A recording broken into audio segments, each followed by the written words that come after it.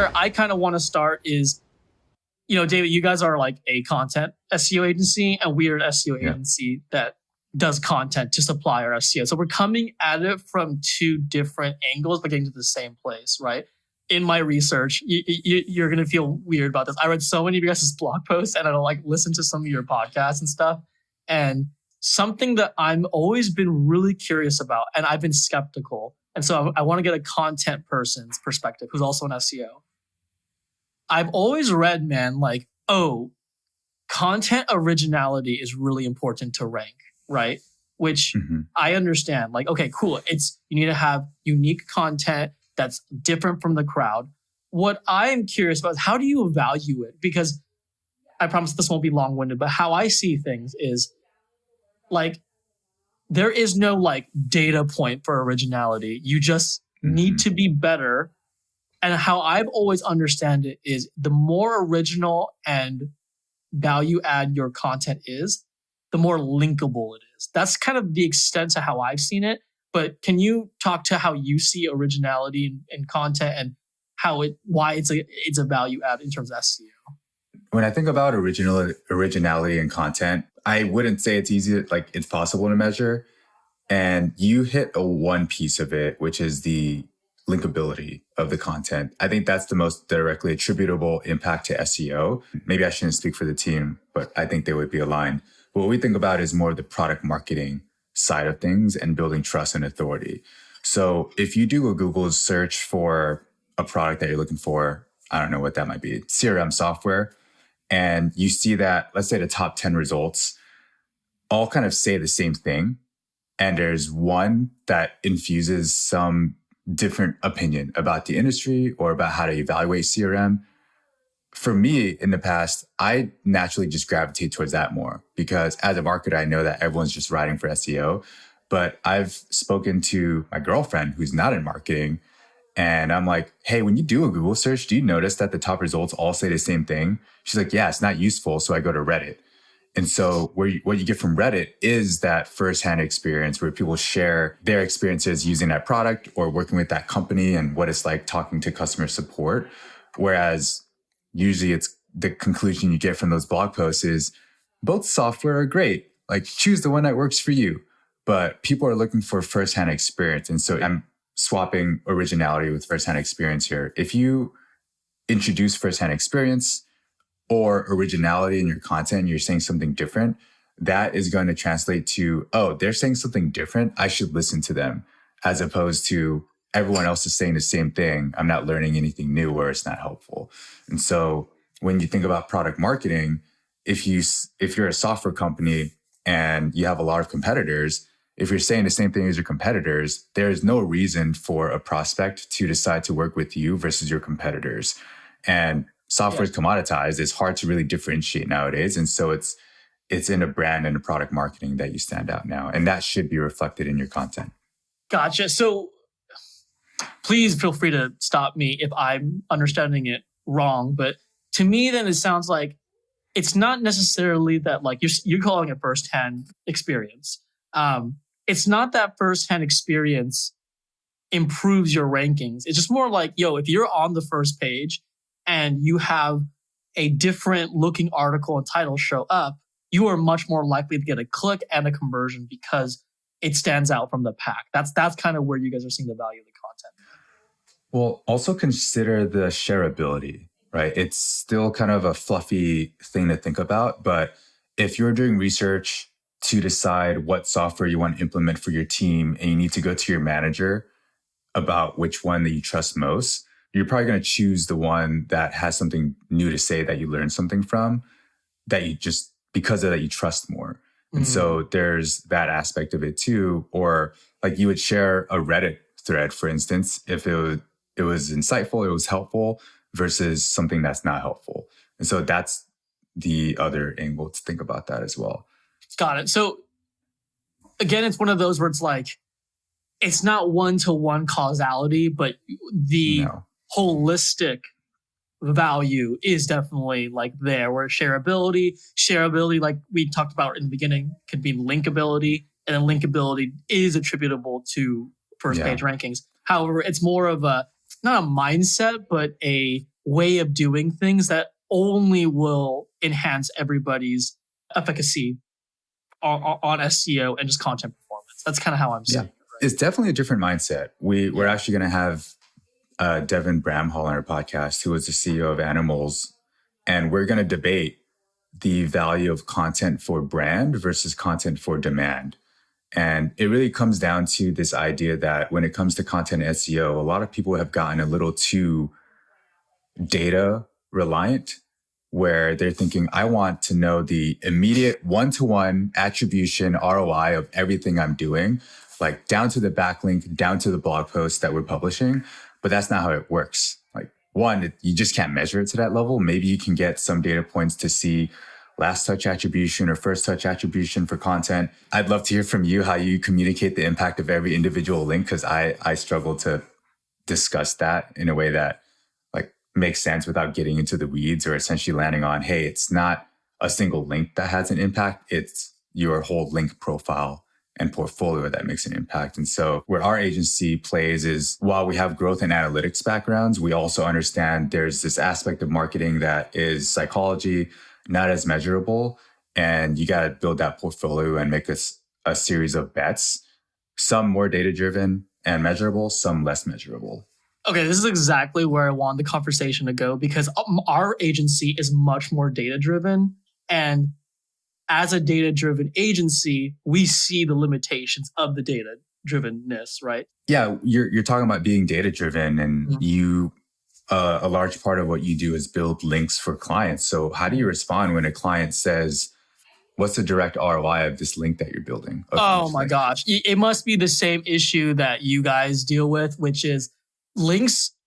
It's so difficult because, man, I sound so cliche when I say that, but it is, right? Like letting a client know that links are directly attributable to rankings, and then rankings lead to organic traffic, which then leads to conversions. It like is much more attributable than originality or first-hand experience and content.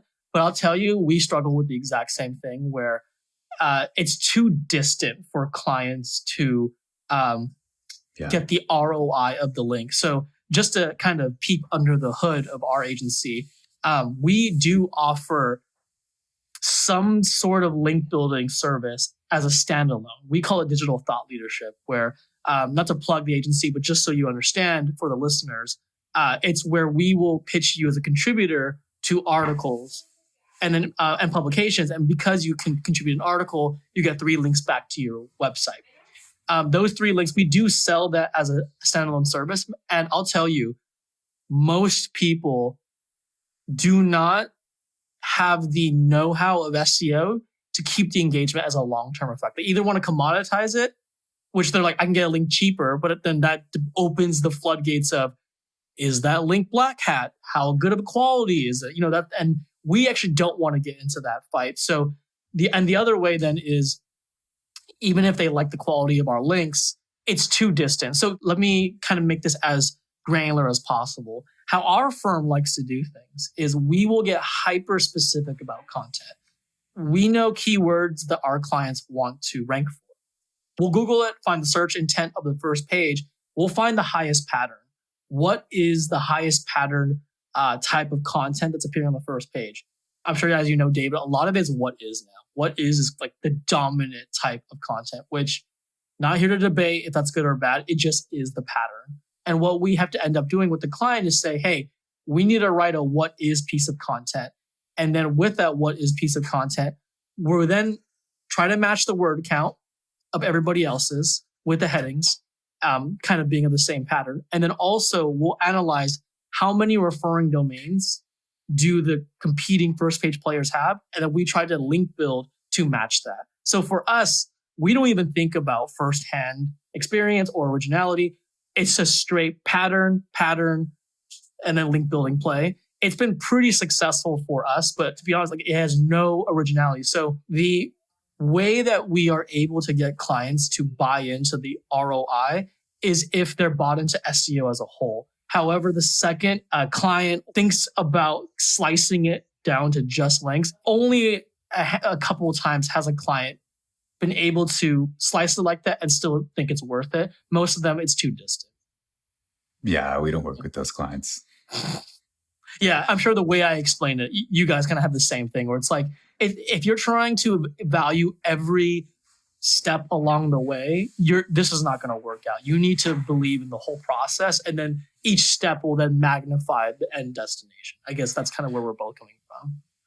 So that's interesting the way you approach link building. You have a keyword in mind. You develop the content that will best pattern match according to what the search intent is from the search results. And then you build links to that one page. Is that it? Pretty much. Okay. Yeah, we take a very different approach, and we try to build a more natural link profile where all the links are editorial, of course, but what we recommend is, hey, we're going to focus on these 3 topics or 5 topics, and these are the 5 blog posts, and the homepage might be in there as well. And we have our network of link building partners and many link building opportunities. And because we have more than one target, we can decide which one's most relevant rather than trying to force links to just this one page where it has to be a specific topic, because that's much more challenging. And to us, it's like, oh, all of a sudden there's 50 links to this one page for whatever reason. That's kind of weird. So I'm not saying there's a right or wrong approach. It's just interesting to hear how you do that. Well, no, what's interesting is, I'm sure you already know this too, it's really a tool set. We have found before where we will link build to a specific page that we've developed. We beat this. We call it the spread with fantasy sports. We call it the spread. We have more referring domains than most, if not all, first page competitors. Yet we're still not ranking on the first page. And what we have found is when that happens, usually the solution is the content cluster, or what we call in our agency, the content library about this keyword topic is not large enough. All the competitors have a larger library. And then if we add to that library, we've seen rankings then move up. So, topical authority. Our methodology is like, let's go granular, and we call it the sniper route. Let's go sniper. And if we can just get it to rank without having a large content library, wonderful. We'll just go down that route. It wastes less resources and we're much more succinct. However, we have noticed the more difficult a keyword is and the higher domain authority the first page players are, you increase the need to probably increase the content library. But I actually like your approach. To explain our approach, our agency was built on working with small businesses and solopreneurs where, we had small budgets. And so when you got small budgets, you cannot convince a client to write 20 blog posts and link build to some of them and hopefully this one ranks. We had to be much more precise about it to make sure it works. So with bigger budgets, I would definitely recommend both routes. Of course, everyone would have to have both, but I think there are 2 tools in the same set that would end up working, right? I tend to lean more towards build a portfolio instead of the sniper route, like both a backlink portfolio and a content portfolio, because if you're putting all your bets into that one piece of content, it better fucking work. That's actually something that this makes it sound like we're being defensive, but no, it's funny because we are going down that same path where, dude, if you only have 3 URLs that you put all your basket, like eggs in the basket, if none of them hit, you're screwed, right? So we've actually had to risk mitigate by expanding content portfolio. So I see. The number one issue, which I don't imagine you guys have because how you guys position yourself is as a content SEO agency, clients often do not have content resources themselves, and they will not put in more resources with us to make more content. So it's kind of like we may do with what we had, but now as our agency has grown, we've gotten bigger accounts, we've been able to do more of the content portfolio. Yeah, right. But there are AI writing tools now. There's no excuse anymore. For real, there's speech to text, record yourself, use some AI writing tools. Preaching to the choir, man. I'm not here to rag on any customers or anything, but we've had clients that probably had one blog post come out in 18 months. You know what I mean? It was just a struggle. So we're SEOs. That was obviously the topic was going to come up, the content AI kind of question, right? And I really wanted to get your opinion on this because I think this is probably the 100th time SEO has been called dead. SEO is dead. AI and ChatGPT are taking over. Regardless of your opinion of it, I think you and I both probably on the same spectrum. It's somewhere in the middle. You're just going to have to evolve with it. But I really want to get your opinion, David, on AI and content SEO because on your website, prominently featured, you guys have a case study with Jasper, who was the original AI content person, right? So the fact that an AI SaaS content development kind of service had to go to you guys, to me, already speaks volumes about the need for, human level content. But I guess to not start with such a vague perspective. Before you get to that question, you are the only person who has noticed that. Everyone says, oh, you work with Jasper, you must use their tools.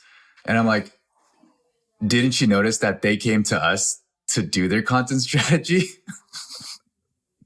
Yeah, so props to you for noticing that. We try not to put people on blast, but people will focus more on one thing that the current narrative is about, which is, oh, everyone's using AI content tools.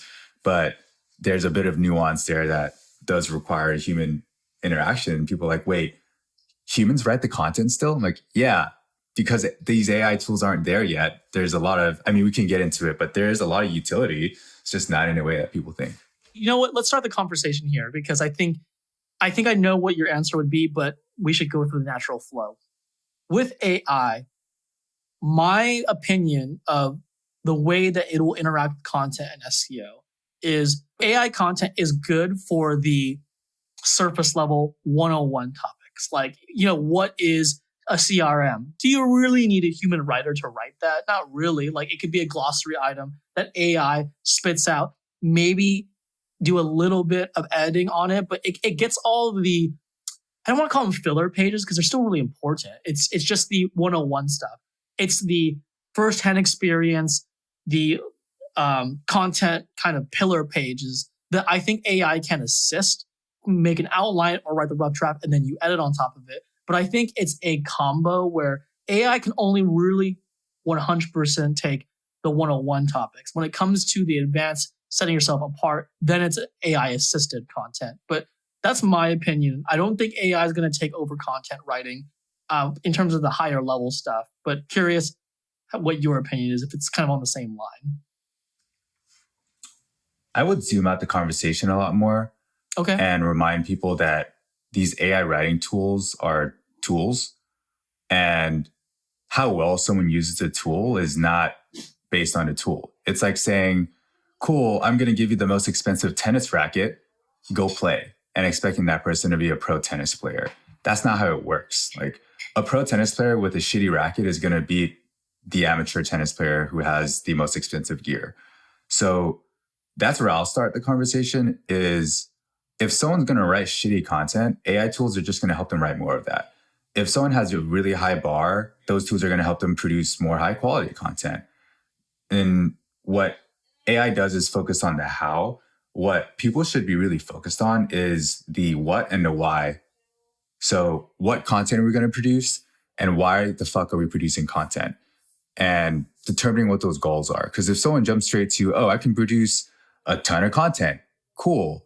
Let me just go produce a bunch of content. And then a couple months later, it's not generating traffic. It's not generating leads. You can use all of the tools to produce all the content you want, but you didn't define the goals. You didn't define the strategy. And you're still just shooting in the dark and producing a bunch of trash content that's not helping you do anything. And you're still going to get fired. And so the way I would approach these tools is have a strategy in mind, have a goal in mind, use those tools to amplify your efforts and help you work more efficiently and effectively. And so if your strategy is, hey, we're going to produce a thought leadership series on this topic, we're going to interview subject matter experts, these tools can still help you do that. It helps you come up with questions for thought leaders in industries maybe you're not as familiar with.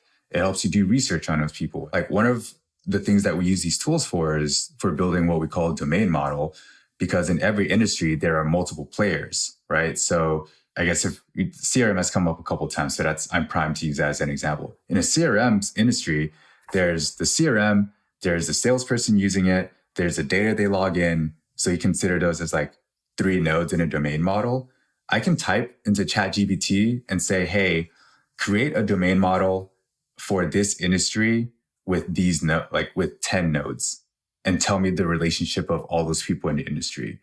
And it'll spit it out. And I'm like, oh shit, this just helped me ramp up on my research on the industry. And now I can speak to the client about their industry as well as they can. And so I've lost track of where I was taking this. Well, so no, actually, okay, that's perfect because you said domain model. We are talking about AI, but that sounds interesting. What's the domain models that you guys are using? I think we kind of stole this. It's one of our team members, Alex Diaz, who introduced this to us. But when you think about mapping out the relationships of different objects and how they all relate to each other. So in this interview right now, the domain model for this podcast is you're the interviewer as one object. I'm the interviewee. Riverside is the platform by which we run the podcast. And then another object might be the final produced podcast. Okay. So there's 4 different nodes. This sounds like entity index or entity kind of concepts. Yeah. Okay. Yeah. Gotcha. Yeah. Okay. Essentially that. And so we use that as a format to understand every client's industry. But sometimes we're not as familiar with the industry. So we use tools like ChatGPT to help jumpstart that research. Got it. And if anything, we use a lot of that in our own business internally where we just type a prompt to ChatGPT. Like actually, we did this recently because I was trying to figure out an outline for an article. Analyze all the H2s of all the search results on page 1 of Google for this search query and tell me the gaps that are missing. What do you mean by the gap? The gap between your own content and the other H2s? No, just tell me what's not being addressed. Like in the whole of all the things you can write about on this one topic, look at the H2s from the top 10 search results and tell me what headlines are not hit on that I should write about. That's a really good exercise I want to ask you about because, again, you're not the AI expert. All of this is speculative, but, we're SEOs and this is kind of where we play. I've been tepid about trusting the AI to tell me what's missing because what's missing from an SEO perspective can be different from what's missing from a content perspective. It depends on perspective. What makes you confident that the AI spitting back what is missing is helpful for the situation that you're in? Is it because I've been told from other SEO kind of thought leaders, ChatGPT and these language models use domain mapping, like you mentioned, or entity indexing. So they would follow the same, my tech's not that good, but like the same algorithms as Google's own sense of that they map it the same way. I don't know if that's kind of where your thoughts are, but how do you trust that what spits back is in the perspective that you need? I don't. I get it as a starting point. Oh, it's either go through all the search results and look for all the H2s and then put them into a spreadsheet and analyze them myself, or use this as a starting point and be like, oh yeah, I would have never written about that actually. I don't know if it's valid, but now I can use that as a starting point to consider what I might write about. So what's funny I'm in no way saying like just trust these tools. I say use them as co-pilots that are very flawed, but can help give you a starting point. And it's like if me and you were to work on something together, I would probably run some ideas by you and you might give me some bullshit answers. And I might be like, I don't know if that's true, Jason, but that gave me an idea that I'm going to run with now. So anyone who just blindly trusts these tools is also set up for success. Because the weird catch-22 is you will only know that it's wrong if you already know the right answer. And people aren't asking questions to which they already know answers. So that's the weird thing. It's so funny because I was literally starting this conversation about it shouldn't be like catch all. And then I'm like you're saying, you have to constantly remind yourself you're not replacing the whole thing. You are using this, assisting in each step, right? And at best, it might replace a step, but by no means should you absolutely have it.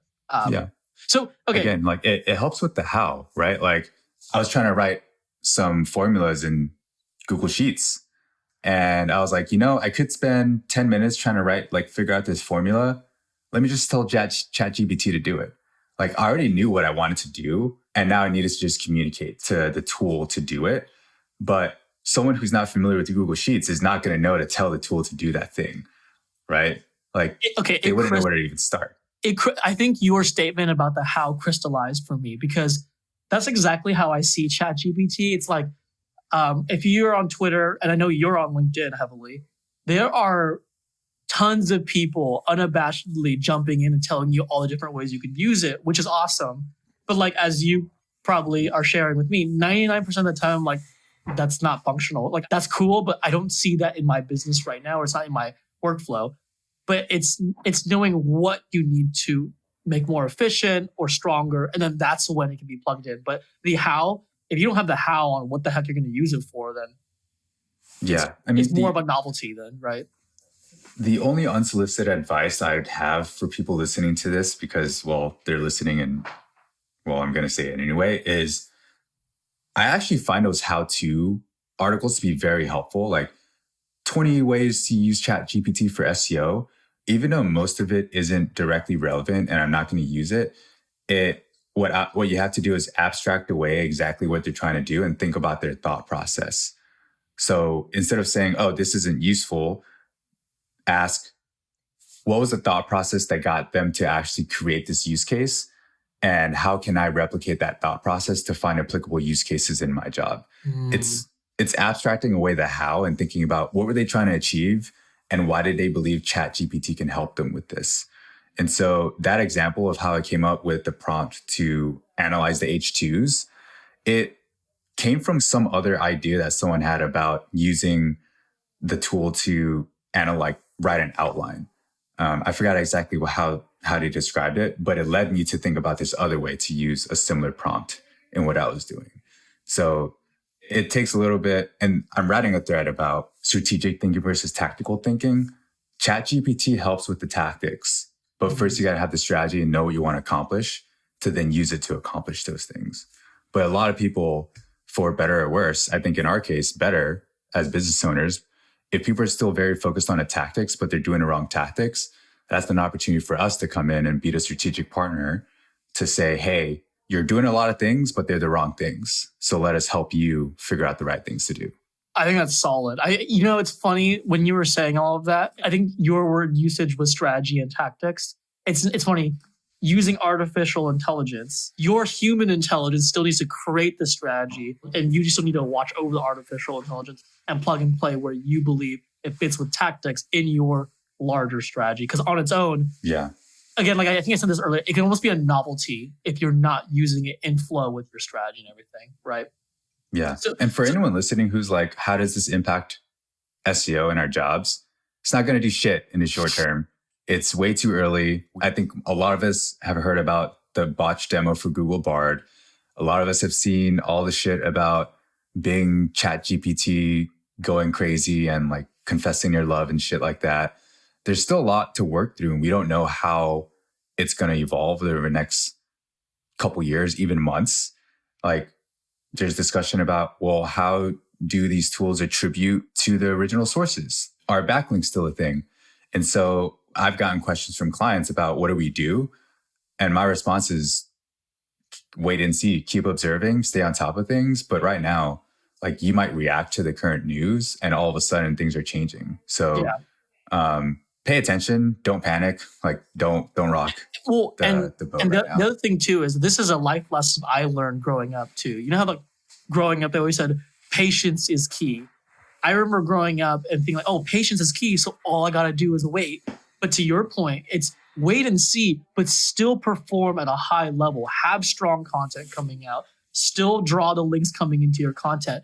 Have the right strategies. And then when the path starts to get clear with AI or ChatGPT or whatever versions of these voice kind of models come out, you will be much better prepared to make that pivot or switch over because you've built workflows, processes, and now you can kind of do that. But if you're just kind of chilling and not doing anything, you are digging yourself a hole because, like, to David's point, or your point, David, I mean, like, you still need the strategy and tactics kind of in play to start doing it. If you have nothing, then you're so far behind. I think what I would like to do to kind of round out the AI section of the topic is Can we talk about your work with Jasper?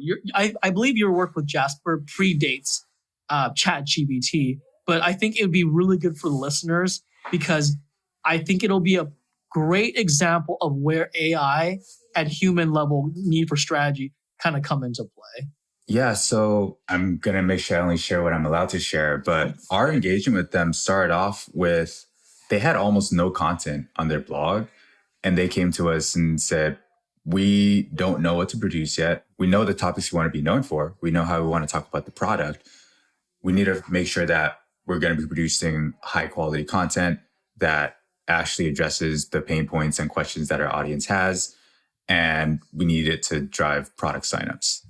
And it's that last point that's really important because you can use Jasper to write content. I mean, I think at this point, Jasper should know a lot about Jasper, the tool, to be able to write about it. But for anyone else using these tools, these AI tools aren't going to understand your product or how to weave it into the content. So that's what we were able to do very well. We would write about these use cases or these jobs to be done. And there would always be a way to interweave product into the article. So it is naturally something that addresses their job to be done as they're reading it. And we were able to analyze, okay, we like this type of content is what drives the most traffic. This type of content is what drives the most product signups. And we're seeing that we're driving a ton of traffic and it's not really converting to signups as much. But we also noticed in the portfolio we've built, we have relied a lot more on traffic than driving conversions to start. So it was that us jumping in and reviewing what we've done to then help us iterate on the next phase of our engagement together to say, we know what type of content will drive people to use the product. And we know that once they use the product, they're this percentage likely to upgrade into a paid tier, which will result in this much revenue. So let's produce more of that content. And some of it is just going to be very focused on a product. Some of it is going to be focused on jobs to be done. But essentially, we weren't writing much more of that, like what is content. We were going straight into the specific use cases. So honestly, I'm not even going to add anything to that. I think that was just the perfect example of, dude, it was Jasper itself. And I respect Jasper. I actually have to use Jasper for one of my own projects I work on. They had a great tool. They had an amazing AI generated tool, but they still needed a team, David, in David's case, his team, for you guys to come in and just do the strategy and analysis and let Jasper like do its thing, but you're leading and strategizing around it. Honestly, that's an example. Yeah. I mean, the other thing to point out too is Jasper is in a very crowded space. There's a lot of these generative AI tools now. Like Copy AI is a very popular one. ChatGPT came out when we were working with them.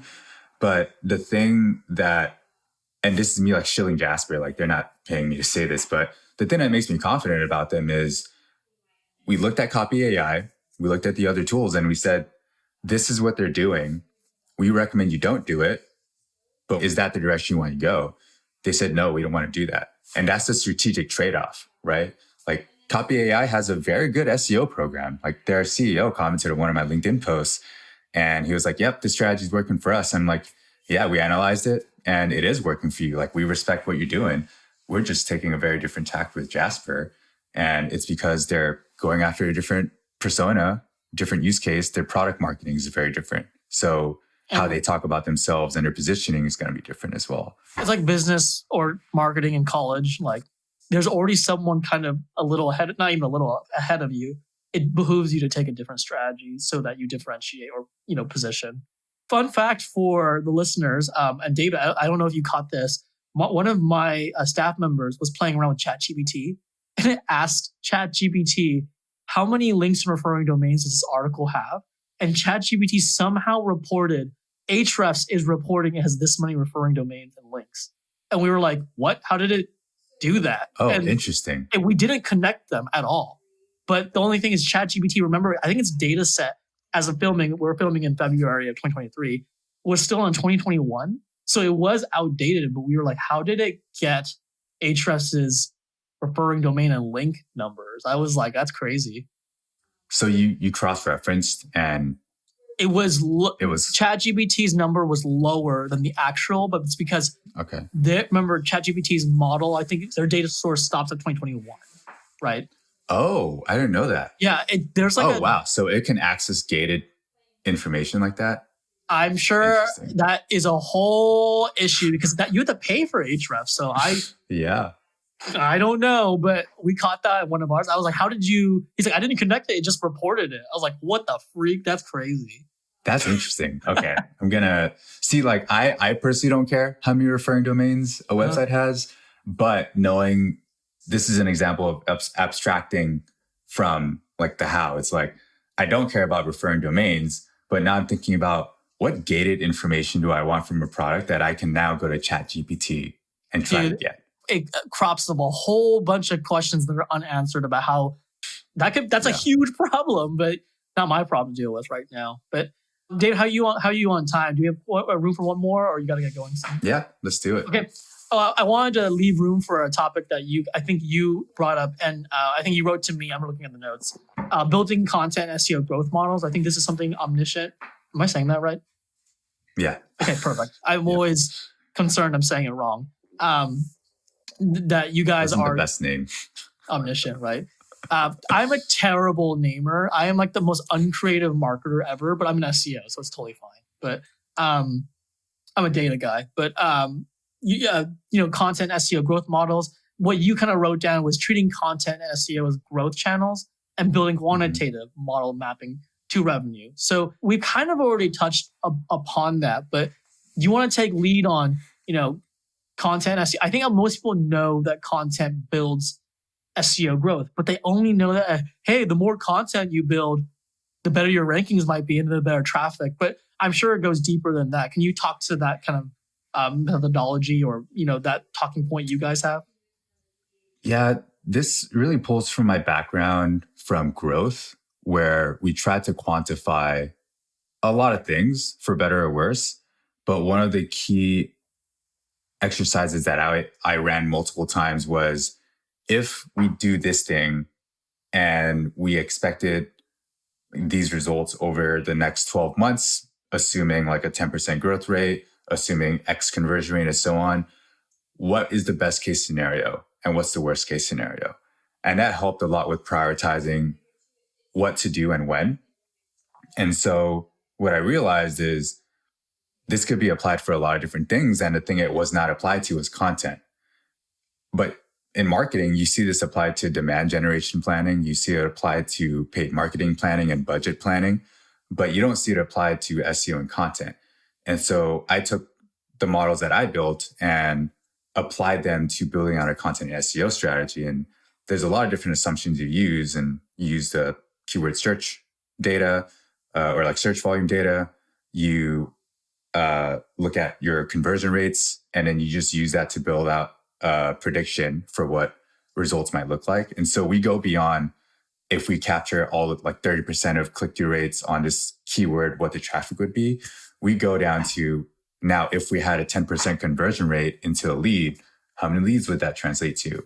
If we have a 20% close rate for sales, how many sales would that lead to?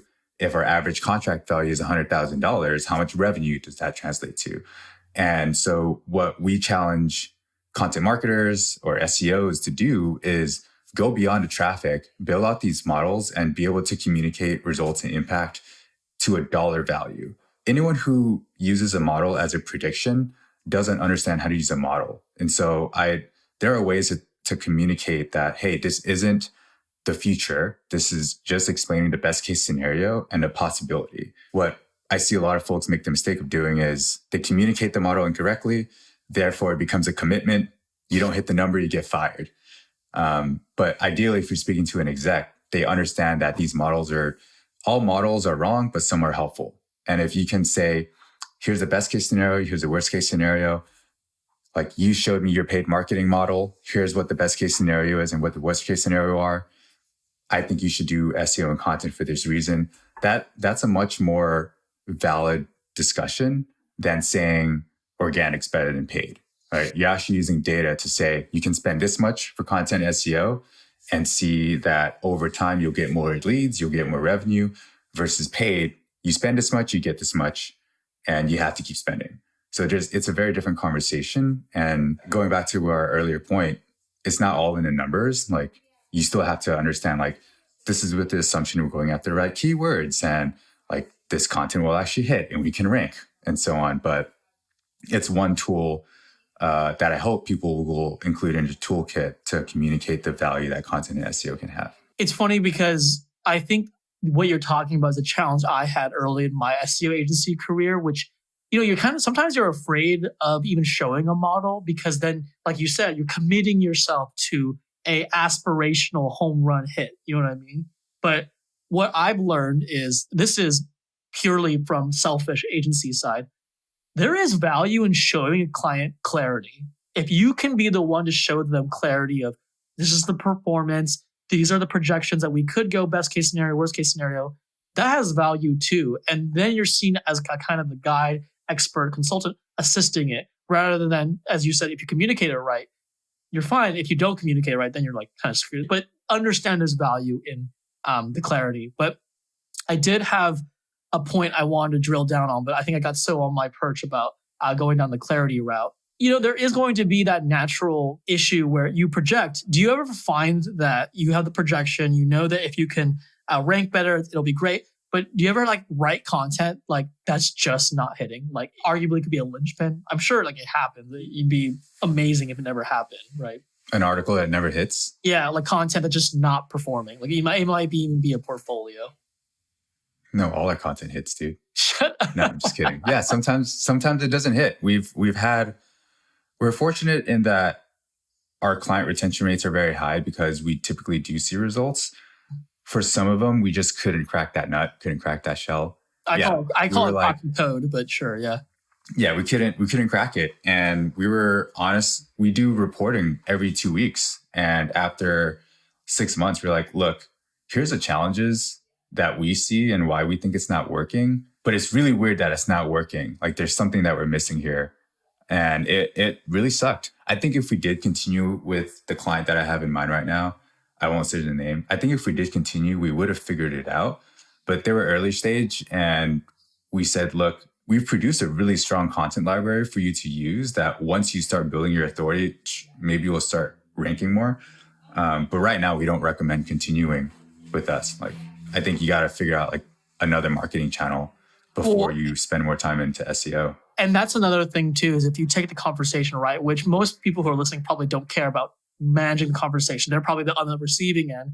But again, there's value to clarity and knowing what assets you have now and how you can pivot it to the next thing. You know what I mean? And so it's just having that clarity. But to get granular before we start zooming out and everything and closing out, but for you guys, when you're doing the SEO and content and growth models, can you speak to how you're doing that? So are you identifying topics that you feel both the client likes and you see it as an area for growth?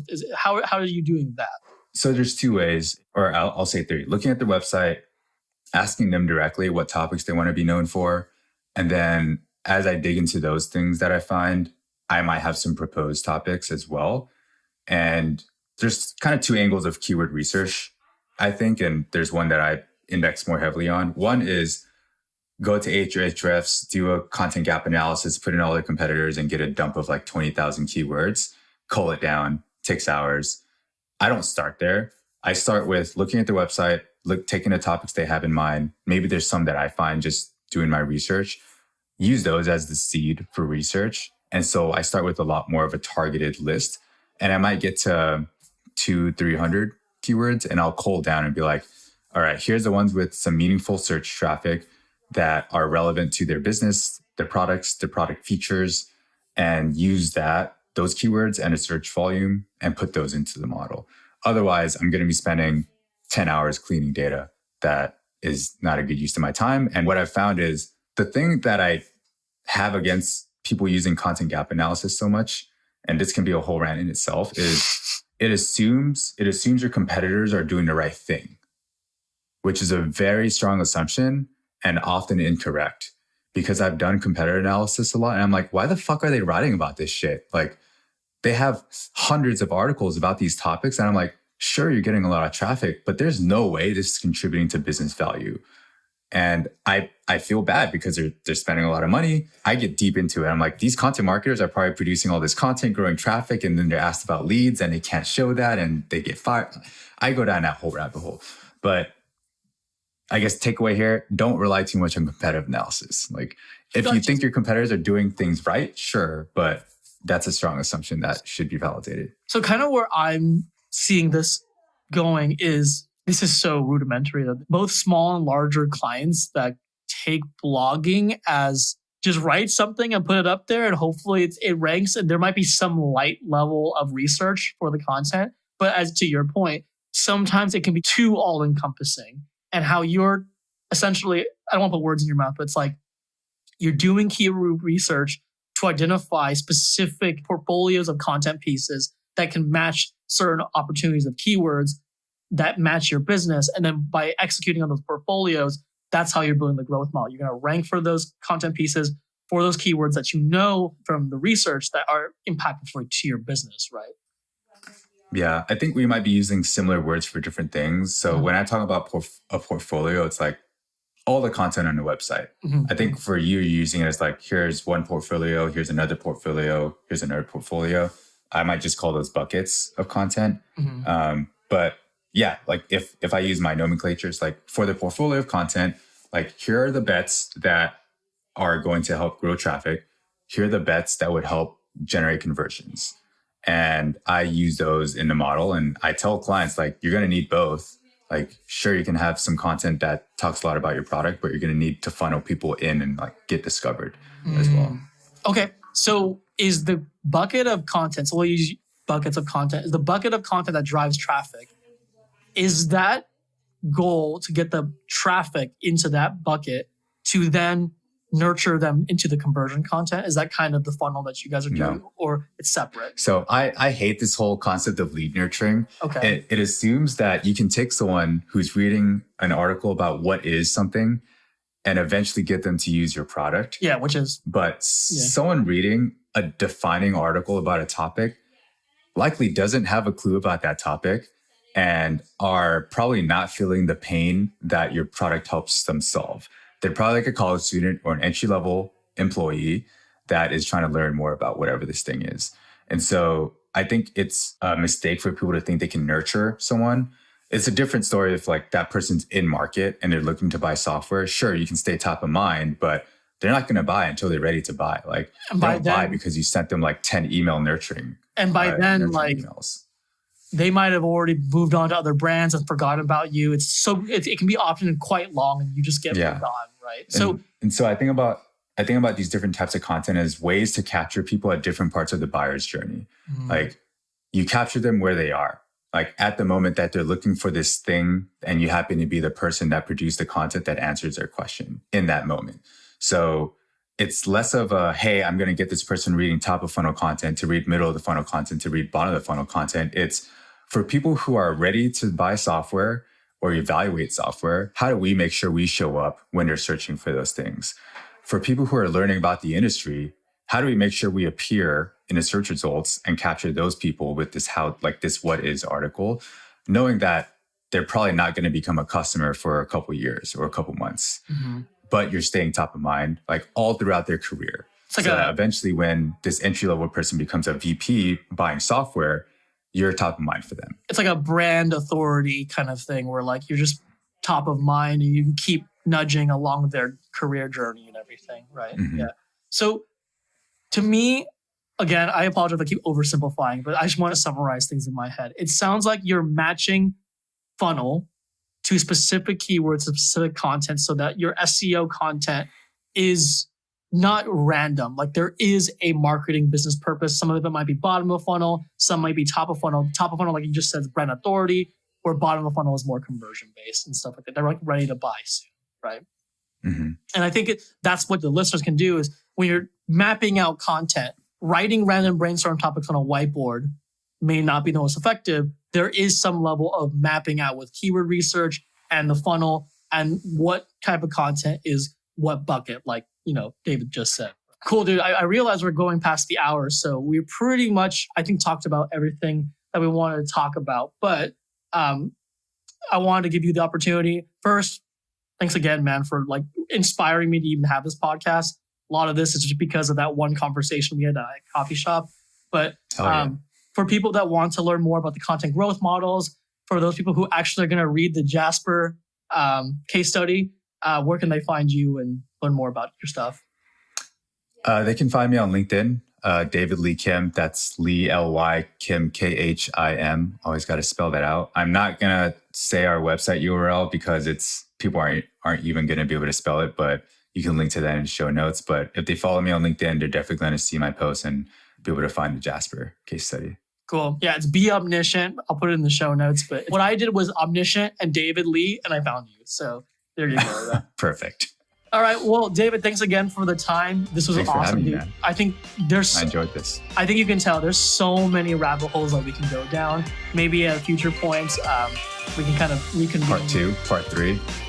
Which no one likes until you like them, right? So we'll see those. But all right, man. Well, that was great. I'm going to start closing this one out. But to all the listeners, thank you for listening to another episode of this podcast and to more episodes and guests in the future. Thanks, guys.